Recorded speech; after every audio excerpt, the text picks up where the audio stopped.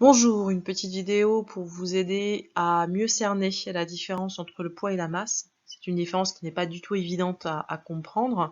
Sur cette première diapo, c'est une vignette détournée de l'album de Hergé On a marché sur la Lune, où on imagine la rencontre avec Tintin et Armstrong, Neil Armstrong étant le premier homme à avoir marché sur la Lune en juillet 1969.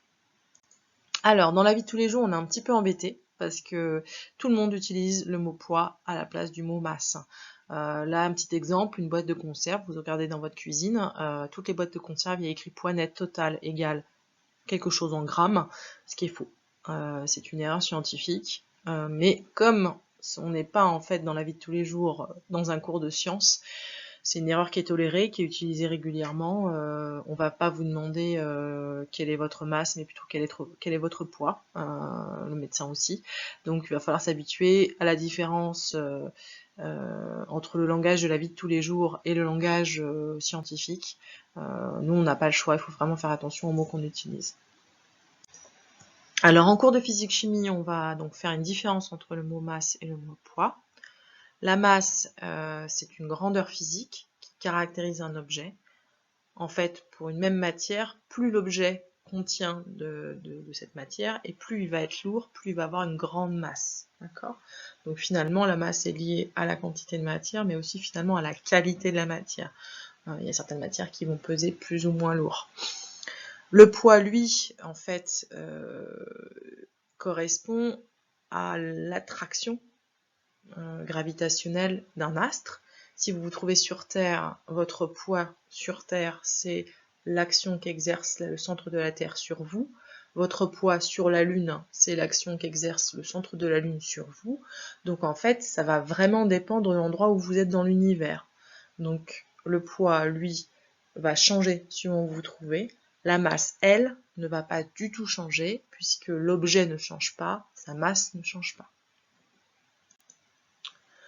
Alors, vous devez faire un TP, vous avez logiquement fait des recherches, ou alors préféré me demander le protocole que j'ai construit en préparation du cours. En gros, le protocole que vous allez mettre en œuvre, que vous avez déjà mis en œuvre, il faut d'abord mesurer la masse de plusieurs objets, les objets de votre choix. Ces mêmes objets, vous allez mesurer leur poids. Alors, pour mesurer la masse, vous connaissez déjà depuis pas mal d'années, il faut utiliser une balance.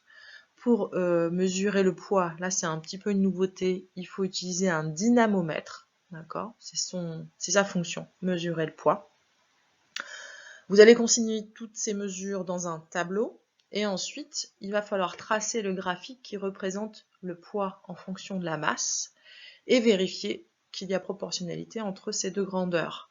Si vous avez des difficultés avec le tracé d'un graphique, allez consulter la vidéo que je vais mettre en ligne sur la méthodologie au niveau du graphique. N'hésitez pas à regarder, c'est important. Il faut vraiment savoir tracer le graphique. C'est un outil que vous utilisez dans plein de matières et que vous utiliserez quoi qu'il arrive en troisième et au-delà de la troisième. Alors, après avoir mis en œuvre ce protocole, logiquement, vous allez vous retrouver avec la relation mathématique entre le poids et la masse, une relation que vous devez connaître par cœur en fin de collège.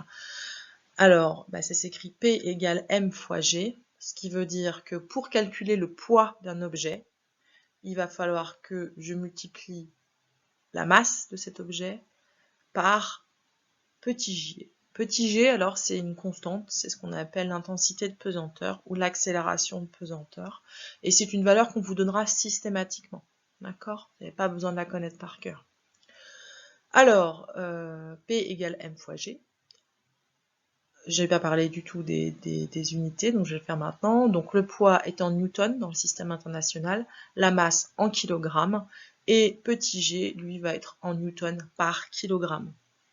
Je vous ai mis un petit exemple pour vous habituer un petit peu et illustrer un petit peu l'utilisation de cette formule mathématique. Donc si vous calculez le poids d'une voiture sur Terre, j'ai pris une voiture, j'ai pris la première valeur que j'ai trouvée, 900 kg, c'est sa masse. Vous le multipliez par 10, puisque c'est la valeur de l'intensité de pesanteur sur Terre, environ, 10, et vous trouvez, en fait, quand vous faites le calcul, 9000 newtons. Pour le poids de la même voiture, mais cette fois-ci qui se trouverait sur la Lune, vous prenez cette fois-ci le petit g qui correspond à l'attraction lunaire, et là qui est donc 6 fois plus petite, comme c'est indiqué d'ailleurs dans les albums de Tintin. Donc vous vous trouvez cette fois-ci avec un résultat de 1440 newtons. Je vous invite à refaire ces calculs pour être sûr d'être un peu à l'aise là-dessus. À bientôt!